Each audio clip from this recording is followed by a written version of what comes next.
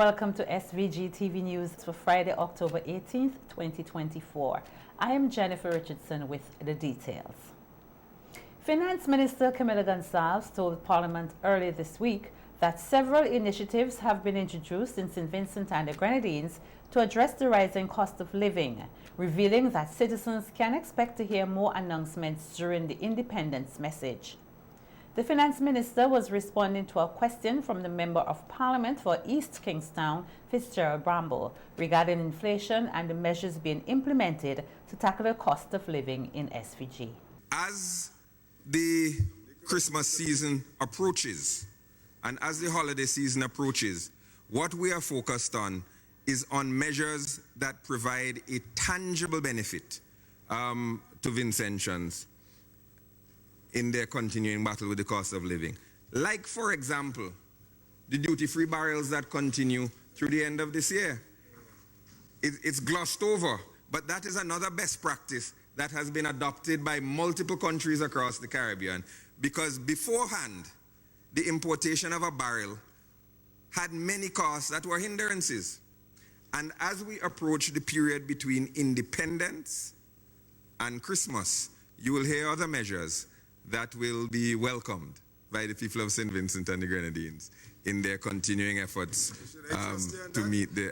Should I trust you on that? Well, you'll hear them. They'll be announced. The Finance Minister added that citizens are already benefiting from zero-rated items, while noting that a number of commodities continue to drive inflation, primarily due to unstable conditions among trading partners. A weighted bundle of items from which we calculate inflation, and the movements of prices in each group and the commodity prices drive this inflation, or the measure of inflation. Almost 69% of the price movements in the CPI are determined by 3 of the 12 groups that make up the index. And the 3 big ticket groups that will govern your inflation rate are food and non-alcoholic beverages, and that's about 22% of your weighted of your basket. Housing, water, electricity, gas, and other fuels is about 30%, and transport is about 12%. I'm rounding off. Regarding the customs tax that was introduced 2 years ago, the Finance Minister stated that it was necessary. Minister of Finance, Economic Planning and Information Technology, Camilla Gonsalves, has praised the efforts of the St. James School of Medicine in building a facility in St. Vincent and the Grenadines. Speaking at yesterday's opening ceremony for Phase 1 of the new campus, located in his constituency of West St. George, Minister Gonsalves noted that while there are a few medical schools in SVG, only one has invested in constructing a facility in the country from the ground up. Because of that, we feel like St. James is part of us. The medical school has grown considerably and established itself in St. Vincent and the Grenadines. And as it has established itself, it has enmeshed itself in the community. And now we've spoken to the administration of St. James School of Medicine, and they have indicated a willingness to have increased academic opportunities for students who are from St. Vincent and the Grenadines in pre-medical and other academic pursuits. And they have put their money where their mouth is in a way that no other medical school in the country has to date. And I'm very grateful to the Guhas and to the entire faculty and staff of St. James for this expression of confidence in St. Vincent and the Grenadines. Pointing out that the groundbreaking for the new campus site took place in March of this year, Minister Gonsalves expressed his admiration for the work completed thus far on the facility. To construct this facility beginning in March, and now less than 7 months later, we're here at the opening of this structure. All credit is due to St. James and to Apollo, the Apollo team, to Stephen Wright and his crew. I'm sorry for trespassing as often as I did during the construction process, but this has been a phenomenal piece of work to get this done in a short period of time. given the limitations that we've been facing in terms of materials and contractors and all the rest of it, this is a mini miracle that we're here this soon after the groundbreaking, and it bodes well for the future success of the future phases of the St. James School of Medicine. Now, when Kaushik tells me he's going to get something done, I believe him. I don't ask questions. The finance minister further indicated that upon completion, the facility is expected to cost in excess of 30 million EC dollars. Sitting in here represents about a third of that. When you include the cost of the construction, the cost spent to purchase the land, the cost of the designs and such, we're over $3 million US into the project at this point. And the plans for the entire campus are absolutely phenomenal. And I sincerely believe that when complete, the St. James School of Medicine as a physical campus will be the envy of all the medical schools across the Caribbean. It's really a beautiful design. And I know that as the enrollment has been growing and the faculty has been growing, it won't just be a structure that is envied. It will be the academics, the quality of the staff, the quality of the teaching, the quality of the students, and its role here in the community in St. Vincent and the Grenadines. That will be the envy and the best practice for medical schools all across the Caribbean. Prime Minister Dr. Rav Gonsalves, who also addressed the opening ceremony, expressed his pleasure at the school laying down its foundation in St. Vincent and the Grenadines, noting that with more students, there will be a significant economic spin-off. They're going to take more taxis and minibuses. They're going to go to the restaurants and the nightclubs. They're going to rent places. To have 400 or so students and faculty and growing is wonderful. Part of our future. And we keep you to your promise. As the management would know, the government of St. Vincent and the Grenadines has been cooperating very much with the school. The faculty members, those who need work permits and those inconveniences when someone from one nation state comes to another. And as you know, they move very speedily through the office of the Prime Minister. And I happen to be the minister responsible for work permits and immigration. And those who, there are some who have gotten citizenship actually. And we welcome them very much as our citizens. I wish if more, those who have qualified for citizenship to apply. I love to have very bright, talented, hard-working people to strengthen the citizenship base of our country. So there are many benefits which we can have. Prime Minister Gonsalves pointed out that St. Vincent and the Grenadines has a long history with offshore medical schools which function onshore. He stated that although the St. James Medical School is small, it has been recognized as one of the leading medical schools in the Caribbean, producing students who have distinguished themselves in the medical profession. Some of our students who have attended here, they've had that experience. And of course, students from the United States and Canada and India and other places have shown themselves in their own respective countries. They go and pass the American boards or whatever examinations, the regulations in particular countries require them to pass, and they do that. So in our own culture, education is a matter of the highest priority. And when a university comes like your St. James, people look on, people observe, and they make critical assessments. I want to assure you of that. Don't underrate the apparently simple person whom you see walk in the street. He or she knows about St. James. And the get to know of the reputation. I want to say to those students who would be coming to this school, don't be so worried about that it's 25 years old compared to another university which might be 50 or 100 years old. I'm very, very happy that the investors here from family in India.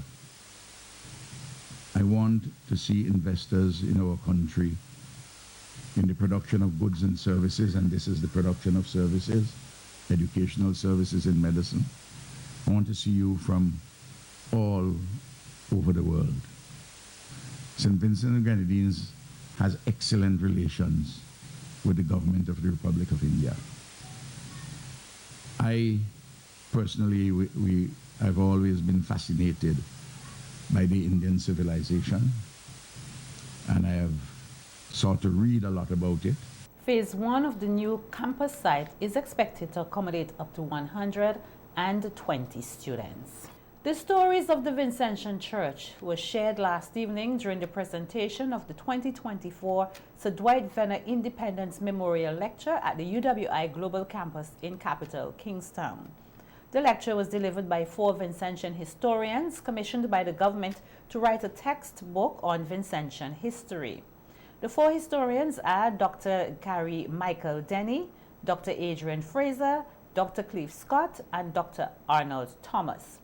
During his opening presentation, Dr. Cleve Scott emphasized that their topic, Rock of Ages, the making of the Vincentian Church, is not intended to question Christianity or any specific church. The objective is not to say a church is good or bad. It is to outline to you the struggles of people of African descent in St. Vincent and the Grenadines to decolonize Christianity, to reshape Christianity within their own image. The evidence we are presenting to you, we did not make it up. A lot of it, we relied on the autobiographies of members of the Wesleyan Church, now we call the Methodist Church. We relied as well on reports from the Missionary Society. We relied on colonial documents. We don't think that the colonial authorities and the missionaries at the time knew that what they were doing, but we are seeing people speaking in what the Jamaicans call patois, in what Camo Brathwaite, the great West Indian literary critic and poet, calls nation language, and what we Vincentian like to call broken English, right? And if you're familiar with the Jamaican Louise Bennett, she says it is a wee tongue. It is not any corruption of the English. So that is the objective here, that you will see how, in particular, the spiritual Baptists emerge in St. Vincent and the Grenadines. Some persons say it started in Trinidad, but we think that what we have here will demonstrate overwhelmingly that there was a movement in St. Vincent. We are not arguing about the Trinidad movement or the Grenada movement, but we are saying that at the time when we see spiritual Baptists in St. Vincent, the only other place that had something similar was in St. Kitts. Exploring the first Black Vincentian Christian community as part of their research, Dr. Michael Denny noted the importance of understanding what unites Black Vincentian Christians from the past to the contemporary Christian community. And so I wrote, in the early 19th century, the spread of Methodism among enslaved Vincentians greatly exceeded the growth in neighboring slave societies. Something is special about St. Vincent.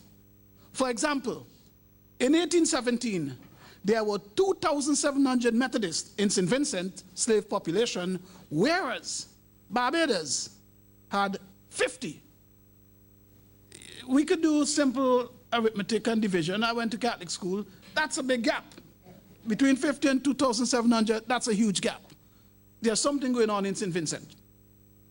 In fact, the triumph of the Methodist missionaries in winning so many converts among enslaved Vincentians would draw the attention of several observers, particularly the Vincentian planter class, who praised the missionaries for providing a shining example of how the Methodists could pursue their fundamental Christian imperative of seeking to save the souls of enslaved Vincentians, while at the same time creating a more docile slave population. This presumed docility of enslaved Vincentians, however, was more apparent than real. For while it is certainly true that the planter class attributed the low incidence of violent slave resistance in St. Vincent and the Grenadines to the work of the missionaries, rather than the fact that there was overwhelming military power that they possessed, the religious imagination of enslaved Vincentians shatters this illusion of docility. Dr. Denny credited the enslaved Vincentian pastor known as Fiddler for capturing the Vincentian voice 200 years ago through his diary, which reflected the responses of the enslaved congregation. But Fiddler took down the utterances word for word, and he spelled the words exactly as they sounded. In doing so, he allows us to access the grammar, the rhythm, and the vocabulary of freedom, suffering, pain, and joy that our foreparents enunciated. When we hear Fiddler, when we read Fiddler, we are hearing the voice of the enslaved Vincentians 200 years ago. You're hearing it now. Second, what a revelation.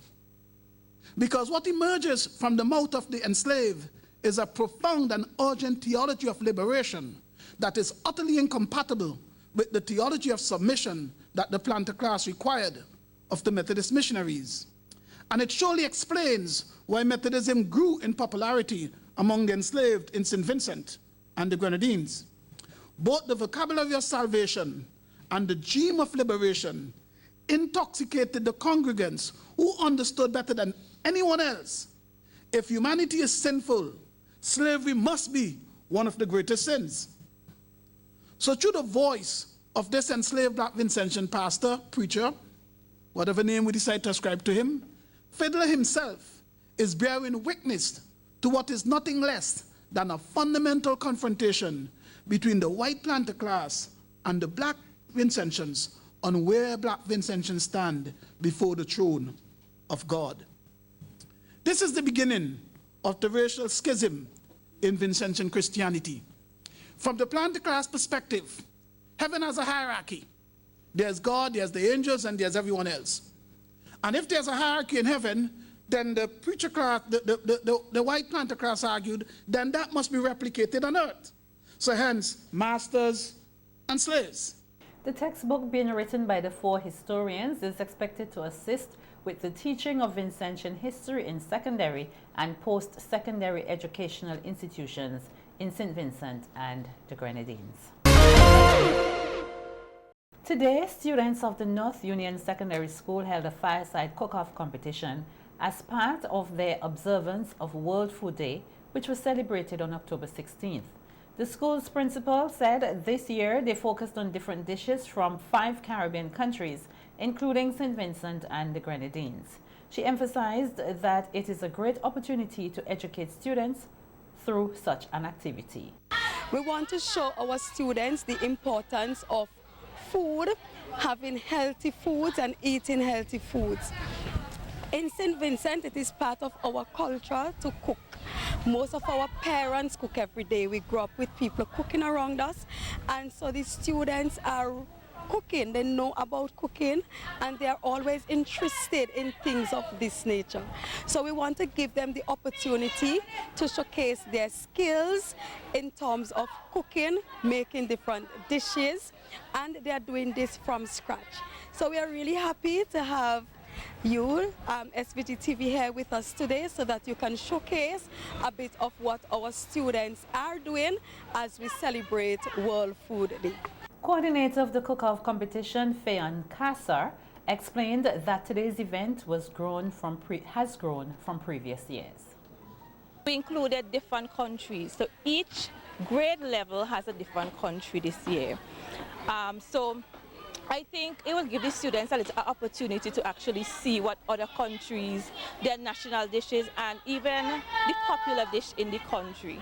And they will be able to actually make it. So not just going online and looking and seeing things. They'll be able to make it and experience different culture through food. We really and truly want to thank the sponsors. I have to big them up this year. We have Gecko this year. So Gecko sponsored, and they help in terms of the food. So usually students will bring in little items, and sometimes, you know, we fall short. So this year we got a little token from GECO, a little voucher, and it really helped us a lot in order to purchase food to be able to give out to the different classes. We also have on board the national parks. They were one of our big sponsors this year. We really have to big them up. So they will have we have 5 winners this year. Last year we had 3, and we upped it, and we're doing 5 winners, a winner from each grade. Meanwhile, teachers actively participated alongside students in preparing the dishes, putting their skills to the test. I'm Form 4, and we are representing our country, St. Vincent and the Grenadines. And we are focusing on more indigenous dishes, like dishes that the Caribs use, and you know, not dishes that we use now. So we are going to do madongo. It's not finished as yet. And we're doing cassava bam bam. It's not finished as yet. We're doing doughboy. We step more into the future and do chichi cake. We're doing some buljow. And we are going to do fungi and cornfish. When I tell them fungi, they don't know what is fungi, right? They don't know what fungi is made from. And I hope that they will like it when they taste it. Class is 71 and we are representing Grenada. What we have on to schedule for today, we're making some coconut bakes, some saltfish okra. We're making callaloo soup with some coconut dumplings, some beef and some chicken. And also we have some coconut sugar cake. Well, have you prepared this dish before? Yes, I prepared it at home already. Okay. It's very tasty. It comes out like some little puffs with saltfish in it. Something like saltfish cake, but it's a little bit softer. As for the students, it was noted that the boys fully engaged in preparing the dishes, which they found empowering.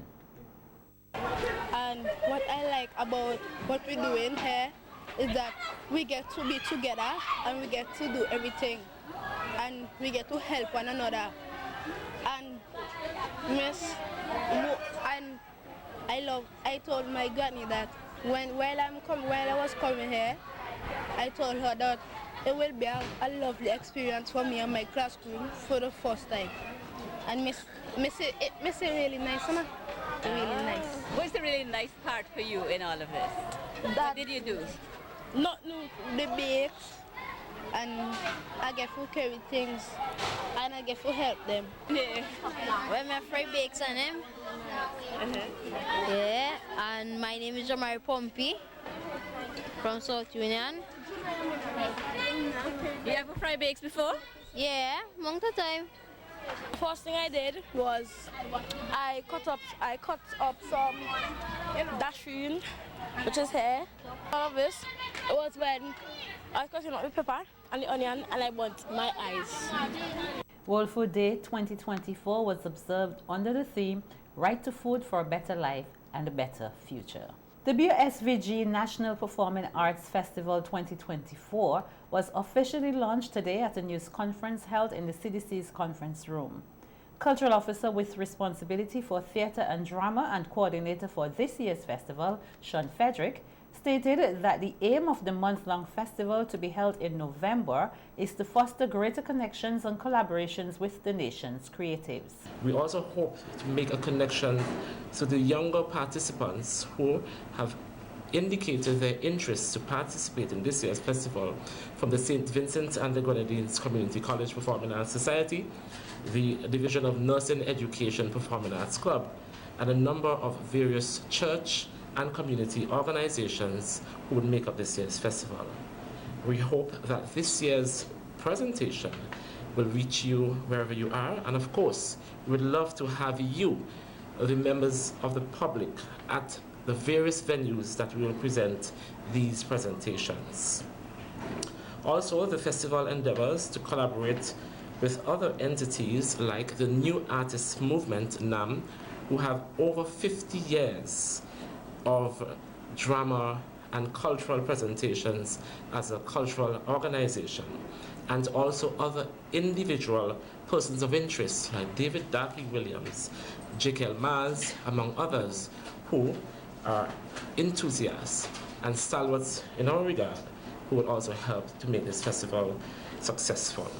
Providing insight into the November festival, Frederick announced that the festival will officially open on November 10th under the theme Envisioned, the Arts of Creating. A repertoire of the New Artist Movement's presentation. This organization, as I mentioned before, has been around for over 50 years and have notably several published presentations in poetry, monologues, and skits that they would put on showcase on the 10th, opening the festival with a bang. On the 16th, we will shake it up a bit, but host a panel discussion on the state of culture and the arts in St. Vincent and the Grenadines, with hope of making collaboration or a partnership with the UWI Global Campus in Kingston and also our partner, the NBC, National Broadcasting Corporation. We hope that this panel discussion, which would be an event, a free event for persons to attend, hopefully at the UWI site or at the Peace Memorial Hall, and more information will come on that. It's also one of our aim, and this is what we will do this year, to showcase our Vincentian traditions and rituals. Last year, we did the tea meeting. This year, our prime focus is to present mock hanging on the night of folk reenactment, and that mock hanging would see a number of young persons who would be on stage. Although in a theater form, we will maintain the authenticness of our tradition. This will be directed by David Darky Williams. The tagline for the festival will be, "Are we a people too?" A night of folk, which will feature a mocking ceremony, is scheduled for November 23rd. The director of the activity, David Darky Williams, noted that mock hanging was a tradition used to create order in society in the past, and they're excited to share this during the National Performing Arts Festival this year. Simply put, mock hangings were performed as deterrents to evil doing, evil behavior. It was not uncommon, maybe it's more prevalent now, but things like incest and men going with animals and those kinds of behavior, the society frowned on that. But if they didn't know it is happening, then the frown would be meaningless. They frown on it by doing things like hangings. And in hanging a person, it might not deter him because he would have already committed his act, but it would deter me and you because of the ridicule that is involved in the process of performing a mock hanging, or as we used to call it, hanging. We are bringing this to the theater because I don't think a lot of persons who are under 30, and I'm sure I'm being very generous here, a lot of people who are under 30 do not know this practice exists and the use or the purpose for using it. Minister of Culture Carlos James emphasized that the National Performing Arts Festival 2024 will again create a platform for many of the country's creatives to showcase and hone their skills. It has been some time where we've not had the platform for a number of creatives nationally to really showcase their talent and creativity. I know back in the Darkies here, and even coming through from NAM, and Jeff James and Blazer Williams and all of they traveled across the country, the length and breadth of St. Vincent and the Grenadines, visited many communities, and the storytelling, the conversation, the socio-political dialogue was done through the performing arts and the narrative and the dramatization of our civilization. It was done through the performing arts.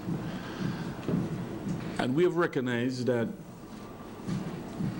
it's one of those talents where young people are more connected to technology and social media, not recognizing that the very social media can be used as another platform, virtually, for them to express themselves in dramatization and showcasing their creativity.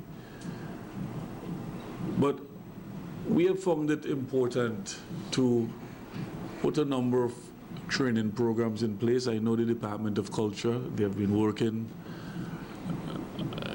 continuously over a period to provide a number of train-the-trainers workshops, going into our schools and our communities, working along with community groups to hold what remain as part of an important aspect of our creative economy. The 2024 National Performing Arts Festival will run from November 9th to 30th.